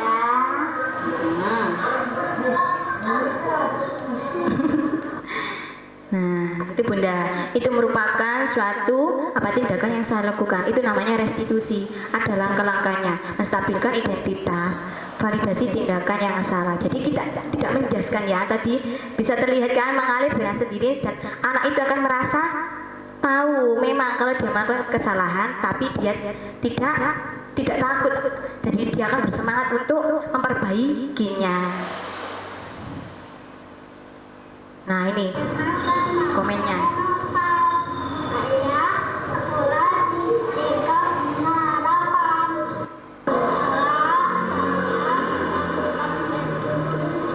Bersama Muslim karena saya sangat senang. Nah, dia merasa lebih senang ketika ditanya sama bu guru. Padahal kadang anak itu takut ya ketika melakukan kesalahan dipanggil bu guru. Ini ada juga. Saya Clara. Saya sekolah di tingkat harapan.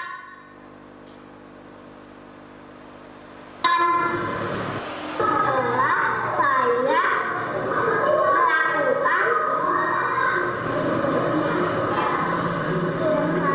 Iya, dia mencoba mengeluarkan pendapatnya. Dia merasa senang. Dia tidak takut. Jadi tidak merasa dihukum ya sama bu guru. Nah, itu. Nah, jadi Bunda, dalam penerapan program disiplin positif, hendaknya guru memiliki standar kepribadian, profesional dan sosial yang baik, di mana guru mampu berefleksi pada posisi kontrolnya saat ini. Bagaimana perjalanan dirinya sebagai seorang among, posisi manajer yang menuntun murid-murid menjadi insan yang mandiri, merdeka dan bertanggung jawab. Alhamdulillah, kegiatan diseminasi yang sudah kita lakukan selama beberapa waktu ini ke depan tadi, alhamdulillah. Bunda-bunda bagaimana pendapatnya ini? Lebih terbuka kita bisa membuka diri kita dan bisa memposisikan diri kita posisi apa yang harusnya kita miliki dan bagaimana cara kita untuk mendidik anak-anak menjadi insan yang lebih baik lagi tanpa kita menjudge mereka dan kita menghilangkan kata-kata hukuman itu. Jadi anak-anak itu akan sadar dengan sendirinya. Tadi faktor apa Bunda? Intrinsik apa ekstrinsik? Intrinsik. Dan itulah yang kita kejar bisa timbul dengan sendiri dalam dirinya. Terima kasih, sekian yang bisa saya sampaikan. Akhirul kalam, ihdinas siratal mustaqim. Wassalamualaikum warahmatullahi wabarakatuh.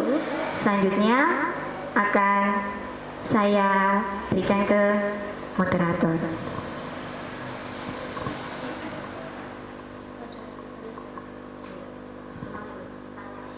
Baik, terima kasih. Itu tadi pemaparan atau penyampaian dari Bu Sulis. Beri tepuk tangan yang meriah dulu ya, biar kita juga meluruskan otot-otot tangan kita, biar nggak letih ya. Jadi pada kesempatan ini saya memberikan kesempatan untuk peserta bertanya, mungkin 1, 2, 3. Boleh acungkan tangan dan menyampaikan pertanyaan. Ada? Ya, silakan Ibu. Boleh sambil berdiri ya? Iya. Terima kasih waktunya. Assalamualaikum warahmatullahi wabarakatuh. Waalaikumsalam warahmatullahi wabarakatuh. Sebelumnya perkenalkan nama saya Vita dari Kebun. Terima kasih atas ilmu yang Ibu berikan pada pagi hari ini. Alhamdulillah memberikan membuka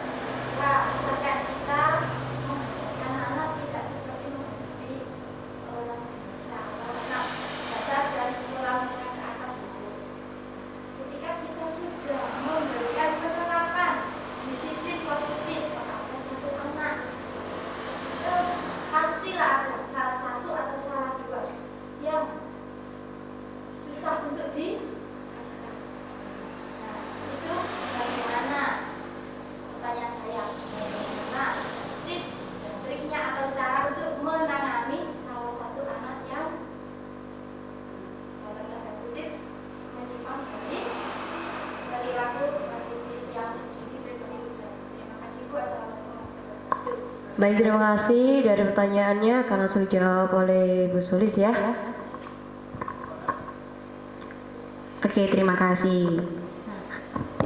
Sebelumnya Bunda, memang kita, apalagi kita berada dalam dunia anak-anak ya Bunda, memang itu merupakan suatu apa yang namanya semangat kita dalam mendidik anak. Jadi kita kadang memang berada dalam posisi ketika kita sudah memberikan suatu aturan ya, atau memberikan pemaparan tentang budaya positif tadi, terus ada anak yang belum bisa melakukan kegiatan itu atau bisa mentaati keyakinan kelas yang sudah kita buat. Jadi seperti tadi Bunda, seperti yang sudah ada dalam video tadi, itu kan ada kegiatan restitusi.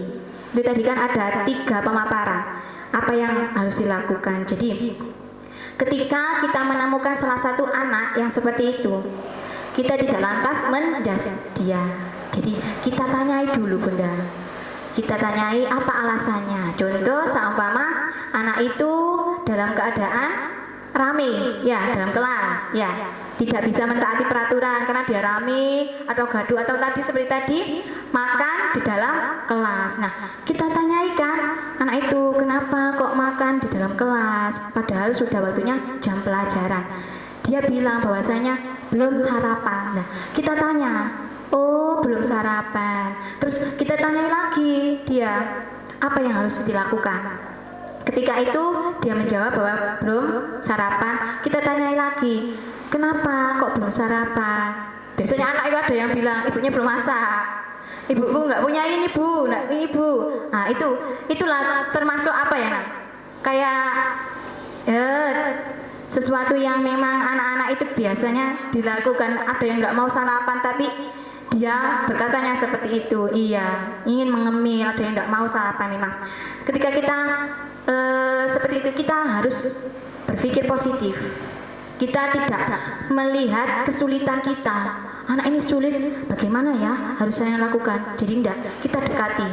Kita memposisikan diri kita sebagai posisi manajer tadi kan bisa.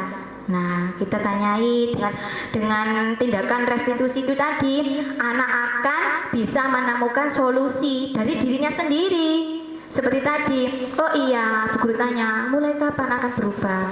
Mulai nanti Bu, dia akan menjawab, oke, jadi mulai besok saya tidak akan makan di dalam kelas lagi dan berangkat lebih awal, sehingga saya tidak terlambat dan tidak makan di kelas. Jadi dia akan menemukan solusinya pada dirinya sendiri. Jadi kita itu tugasnya untuk menuntun mereka untuk menemukan solusi yang dihadapinya.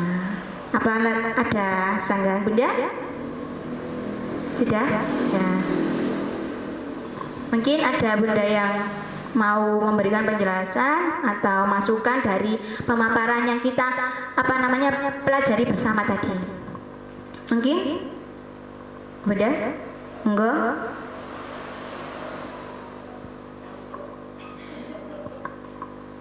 Monggo, ada pertanyaan?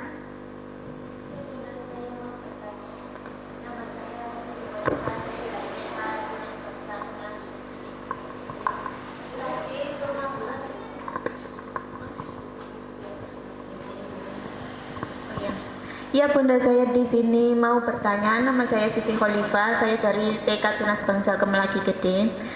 Tadi baik sekali pemaparan dari Bunda Sulis dan sangat membantu bu guru-guru yang lain. Maksudnya dalam memberi motivasi, memberikan arahan kepada guru-guru untuk lebih baik lagi kepada muridnya. Dan di sini saya mau bertanya, bagaimana penerapan budaya positif jika dikaitkan dengan nilai lain dalam aktivitas belajar mengajar di sekolah kita atau di lingkungan sekolah kita? Terima kasih.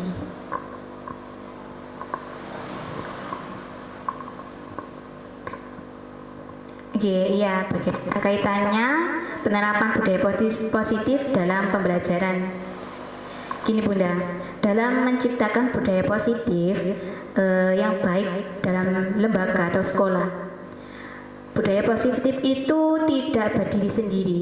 Jadi harus ada keterkaitan dan pelaksanaan bersama-sama, dilakukan bersama-sama. Jadi guru bersama murid dan murid bersama guru dengan juga warga sekolah, baik itu kepala sekolah dan guru serta teman sejawat. Dan budaya positif ini terlahir dari kesepakatan antara guru dengan anak, ya, yang tadi ya sudah kita lakukan atau dalam video itu, terus dilaksanakan oleh anak, guru dan warga sekolah atas dasar kesadaran yang tumbuh dari motivasi intrinsik. Jadi tumbuh dan timbul dalam dirinya. Terus motivasi intrinsik ini bisa saja lahir dari motivasi ekstrinsik yang tepat Bunda. Terus untuk itu bergerak bersama dalam menumbuhkan motivasi hingga menjadi sebuah kekuatan yang mendukung terwujudnya budaya positif di sekolah. Lalu setelah budaya positif itu mengakar kuat, ya, maka perlahan ekosistem pendidikan merdeka yang akan membentuk tunas bangsa yang memiliki profil pelajar Pancasila. Dengan demikian, budaya positif itulah yang mencerminkan karakter budaya bangsa yang akan menjadi wajah pendidikan masa kini. Lalu tentang penerapan budaya positif yang dikaitkan dengan nilai-nilai dalam karakter tadi, ya, belajar mengajar sehari-hari. Dalam hal ini akan terlihat sangat jelas bahwa sebuah mata rantai yang berhubungan antara satu dengan lainnya. Budaya yang lahir dari kesepakatan bersama tanpa adanya paksaan atau tekanan. Jadi keluar dengan diri sendiri, dengan sendirinya. Nah, itu akan terwujud menjadi pembelajaran yang merdeka. Terus yang dapat menginternalisasi menjadi sebuah semboyan. Ing ngarso sing tulodo, ing madya mangunkarso dan tutwuri handayani. Nah, ini merupakan cita-cita besar dari sang Bapak Pendidikan Indonesia. Jadi saat ini membuat kesepakatan anak-anak, dia itu merasa riang, membuatnya itu senang. Mereka sendiri yang membuat, mereka juga merasa senang dan mereka juga akan melaksanakannya. Seperti itu Bunda. Jadi apa semuanya itu timbul sesuai berjalannya waktu. Terima kasih. Mungkin ada tambahan? Sudah? Ya, terima kasih. Ya, mungkin ada lagi pertanyaan dari peserta?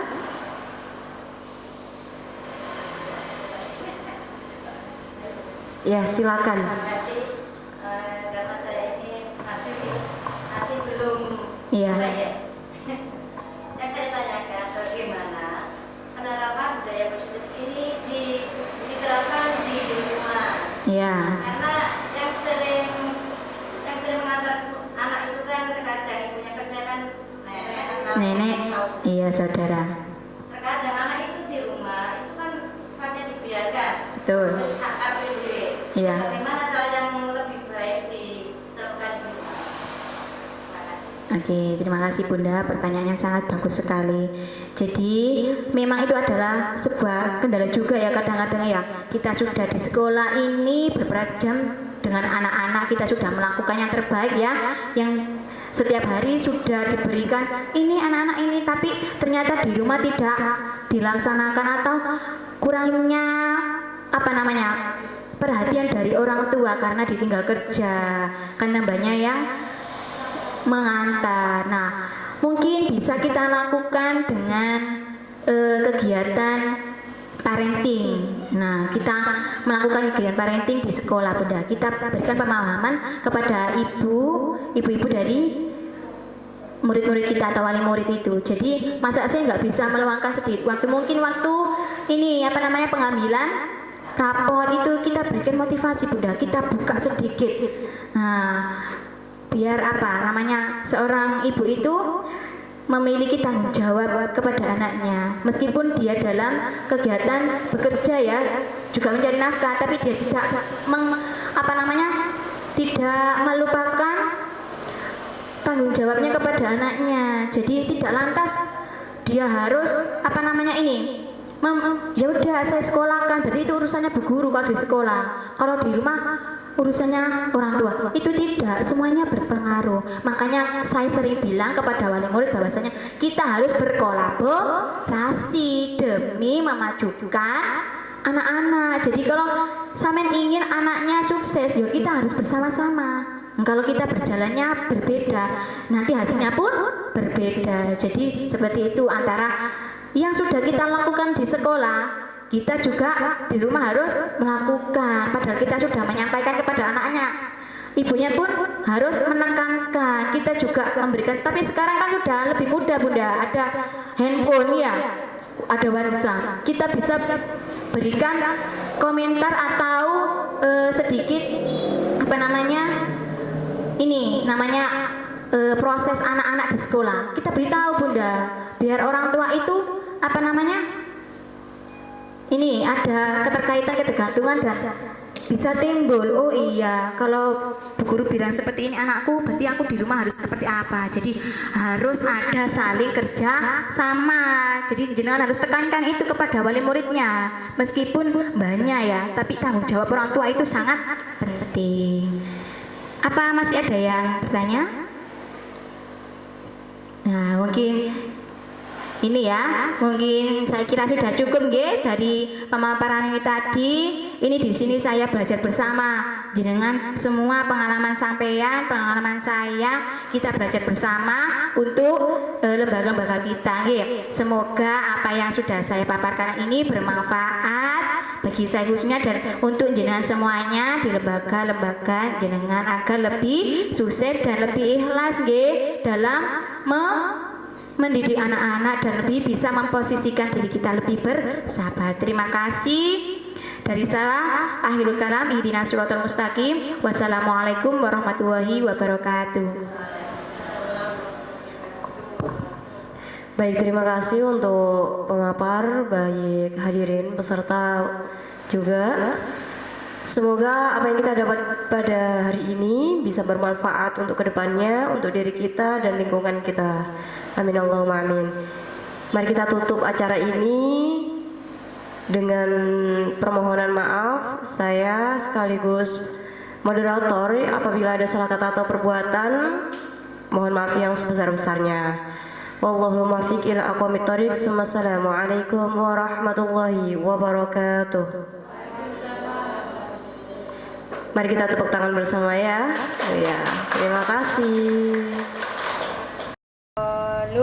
Assalamualaikum warahmatullahi wabarakatuh. Saya Susilawati SPD, Kepala Sekolah TK Bunga Harapan Desa Turi, Kecamatan Turi, Kabupaten Lamongan, tempat di mana Bu Sulistiawati mengajar. Saya bangga dengan ibu guru yang mempunyai etos kerja yang tinggi.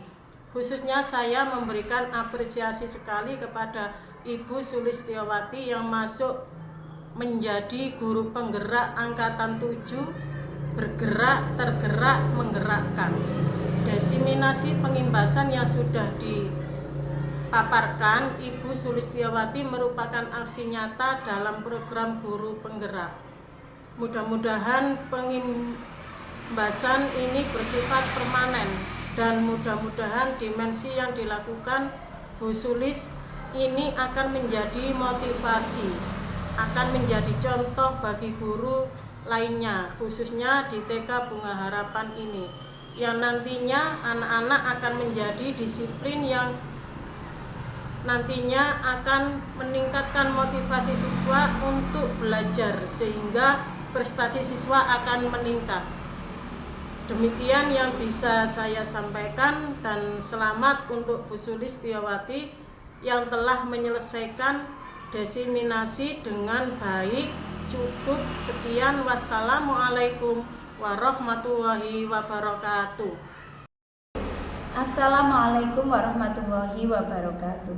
Saya Lili Ulfi Hidayati, rekan dari Bu Sulistiawati dari Lembaga TK Bunga Harapan Turi.